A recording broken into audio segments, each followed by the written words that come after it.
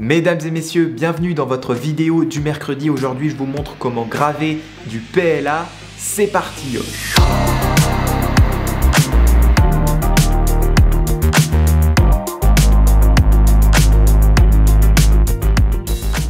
C'est le 4e épisode de la série Setup et la playlist est juste ici. Dans chaque épisode, j'essaie de vous faire découvrir de nouvelles choses, de nouvelles techniques. Donc n'hésitez pas à faire un tour et à vous abonner, c'est gratuit. Au passage, je viens de me lancer sur TikTok, ça me permet de partager des impressions 3D ou des petits projets que je ne montre pas sur YouTube ou pas forcément sur Instagram. Donc si vous êtes sur la plateforme, n'hésitez pas à me faire un coucou, je serai ravi. Depuis le début de la conception de mon clavier mécanique, j'ai pas mal tourné en rond pour savoir comment faire ces fameuses touches de clavier et notamment comment les labelliser. Et grâce aux discussions que j'ai eues avec vous sur Discord et sur Instagram, on peut dire qu'aujourd'hui j'ai 5 solutions. Peindre directement au pinceau sur les lettres réalisées par l'imprimante par extrusion, pas assez propre à mon goût. Peindre avec des pochoirs réalisés sur mesure, pourquoi pas, mais trop de boulot pour que ça soit bien net. Découpe vinyle pour faire des sortes d'autocollants, c'est une idée, mais ça tiendra pas dans le temps. Transfert par sublimation, technique qui vaut pas mal le coup d'œil et qui est pas mal utilisée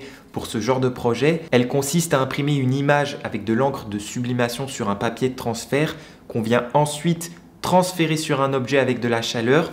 J'étais un petit peu réticent par cette technique car j'avais peur que le PLA se déforme sous l'action de la chaleur et je n'ai pas d'imprimante acceptant ce style d'encre. Voilà, donc 5e solution, la graveuse laser. Facile à utiliser et à mettre en place. Cependant, est-ce qu'on peut réellement graver du PLA? Parce que techniquement, le laser va venir le faire fondre et pas vraiment le marquer. Et est-ce que ça peut dégager des vapeurs toxiques dangereuses pour la santé? 2 questions importantes en tout cas. Alors dans un premier temps, oui c'est possible. Et comment on fait? La réponse est un peu dans la question. Pour pouvoir graver et marquer du PLA, il faut tout simplement utiliser un marqueur. Donc comment ça se passe? Déjà il nous faut une graveuse laser. Moi j'ai acheté celle-ci sur AliExpress pour 40-50 € il me semble, avec un laser de 1500 mW. Pas besoin de plus, elle est composée de disques durs, c'est vraiment bas de gamme, on peut limite le réaliser nous-mêmes. Et aussi la surface de gravure est assez restreinte, mais elle fait le job, pour moi c'est suffisant. J'ai essayé il y a quelques temps d'acheter un laser et de le monter moi-même sur mon imprimante 3D.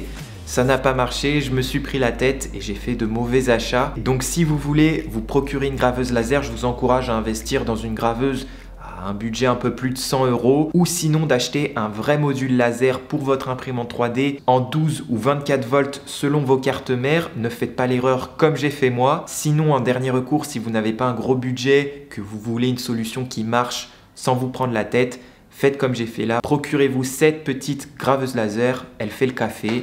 C'est pas mal, c'est pas mal. Je précise que je ne suis pas sponsor sur cette vidéo. Voilà, dans tous les cas, je vous donne mon avis honnête. Et puis la machine fonctionne bien. Je précise aussi que le marqueur était fourni avec. Ensuite, niveau sécurité, je me suis procuré des lunettes de protection. Super important. Je vous mets les liens en description si vous êtes intéressé. Ensuite, j'utilise un extracteur. Quand on fait de la gravure laser, c'est conseillé et préférable. Ça permet d'évacuer les vapeurs à l'extérieur. Le PLA en soi n'est pas toxique. C'est un bioplastique, contrairement à de l'ABS qui est issu du pétrole. Donc avec une bonne ventilation, la fenêtre ouverte, le PLA, pas de problème. Après, pour les autres polymères, je vous encourage à bien vous renseigner. Je sais que beaucoup utilisent le laser sur des keycaps en PBT. C'est moins toxique que de l'ABS. Néanmoins, on ne sait jamais s'il y a des additifs un peu mauvais. Donc prenez vos précautions et puis c'est top. J'ai donc imprimé quelques keycaps en PLA blanc que je viens fixer avec un peu de pâte à fixe sur le plateau. Ensuite, je mets sous tension la graveuse laser et je la connecte en USB avec mon PC portable. Grâce aux fascicules fournis, j'ai très facilement installé le driver ainsi que le logiciel pour la piloter. On appuie sur Connect et on se retrouve sur l'interface. Il y a une librairie d'images, mais ce que je trouve sympa est que je peux directement insérer du texte. Hyper pratique pour les lettres des keycaps. Sinon, on peut aussi importer nos propres réalisations. Il suffit de bien les avoir au format PNG. Moi, comme toujours, j'utilise After Effects ici pour faire mes images. Et oui, même After Effects pour ce genre de projet. Avant de lancer la gravure, je règle la focale du laser sans non plus tout dévisser. Je positionne mon laser au bon endroit. Je marque la surface de la pièce avec le marqueur et je lance la gravure.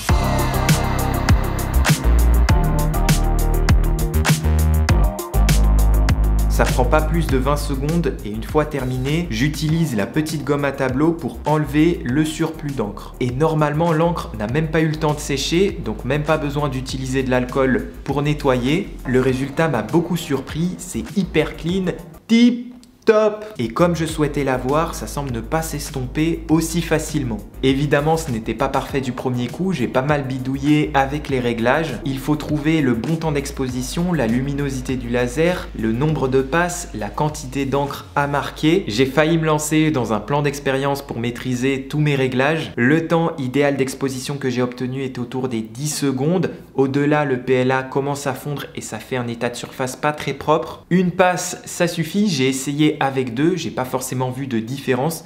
Après avoir sur le long terme si ça fait une différence au niveau du marquage. Également, j'ai descendu la luminosité à 1 et il ne faut pas hésiter à être généreux avec le marqueur, sinon on obtient des résultats un peu plus fades et moins contrastés. Voilà, mesdames et messieurs, comment graver du PLA. Au final, c'est pas très compliqué. On peut faire ça bien sûr sur plusieurs couleurs de filaments. Du moment qu'on utilise des couleurs claires pour avoir un beau contraste, c'est pas mal, hein, c'est pas mal. Dans les profondeurs des forums, j'ai vu que quelqu'un avait essayé avec d'autres couleurs de marqueurs. Malheureusement, j'en avais pas à disposition, mais ça semble fonctionner. La seule vidéo sur YouTube qui traite aussi le sujet est un maker qui a réalisé la gravure, mais cette fois avec du toner, qu'on retrouve sous la forme de poudre pour les ongles. Ça fonctionne aussi, à voir au niveau du prix si c'est plus rentable et si sur le long terme, ça tient mieux. Personnellement, le marqueur, ça me convient bien et on peut s'en procurer très facilement. Cette technique est une belle découverte. Pour labelliser nos impressions 3D, c'est génial. Pour la boîte à outils réalisée sur mesure que j'avais faite en début d'année, eh bien ça peut être une super amélioration,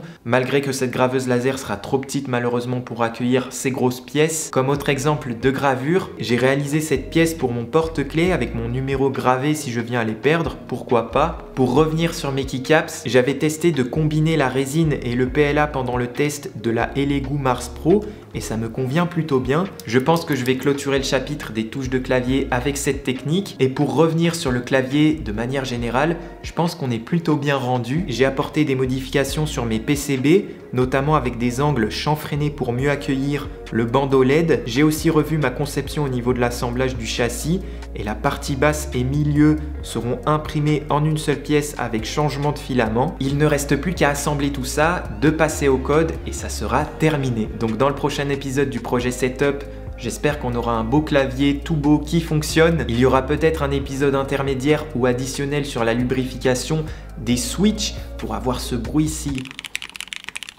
En plus, j'en ai reçu des nouveaux assez premium, j'ai hâte de les tester. En tout cas, si le rendu final me plaît et que ça fonctionne nickel et que je trouve un processus d'assemblage efficace qui ne soit pas trop énergivore pour moi, j'envisage de commercialiser une série limitée avec une édition peut-être spéciale version béton. J'espère que ce projet vous plaît autant que moi. Dans chaque épisode, on découvre plein de choses, comme pour vous, comme pour moi. Donc je vous souhaite une agréable semaine. Surtout, n'hésitez pas à liker, commenter, partager la vidéo, ça m'aide beaucoup. Retrouvez-moi aussi sur Instagram et maintenant sur TikTok. Vous pouvez aussi me soutenir financièrement sur Tipeee. Moi, je vous dis à mercredi prochain. Ciao!